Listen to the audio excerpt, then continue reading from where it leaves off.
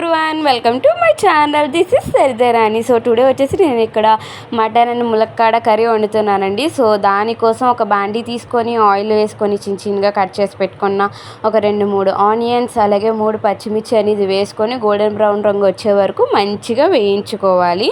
So మొత్తం అంతా కూడా ఒకసారి బాగా కలిపేసుకొని చక్కగా అందులోకి అవి కాస్త ఫ్రై అవ్వగానే అందులోకి 2-3 స్పూన్ల అల్లం వెల్లుల్లి పేస్ట్ కూడా వేసుకొని మరొకసారి కలుపుకొని మంచిగా వేగనిచ్చి అందులోకి 1 స్పూన్ వరకు పసుపు అనేది యాడ్ చేసుకోవాలండి.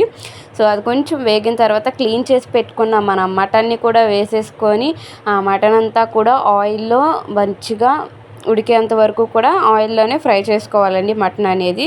సో మొత్తం అంతా కూడా ఒకసారి మంచిగా కలిపేసుకున్న తర్వాత మనం కట్ చేసి పెట్టుకున్న ములక్కాడలు కూడా వేసుకొని, ఇక్కడ ములక్కాడ అనేది మీ ఆప్షనల్ అండి, ఎంత కావాలితే మీరు ఎన్ని కాడలు కావాలితే అంత వేసుకోవచ్చు.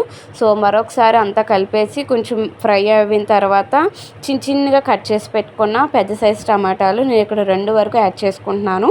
సో మంచిగా 2 టమాటాలు కూడా వేసుకొని ఆ టమాటా మగ్గేంత వరకు కూడా ఫ్రై చేసుకోవాలి. అది కొంచెం ఫ్రై అవ్వగానే అందులోకి 2 స్పూన్ల కారం అనేది యాడ్ చేస్తున్నాను. మీ కారం మీ టేస్ట్ని బట్టి మీరు వేసుకోవచ్చు. సో అది ఒకసారి కలుపుకొని అలాగే అందులోకి 1.5 స్పూన్ వరకు సాల్ట్ని కూడా యాడ్ చేస్తున్నానండి ఇక్కడ నేను.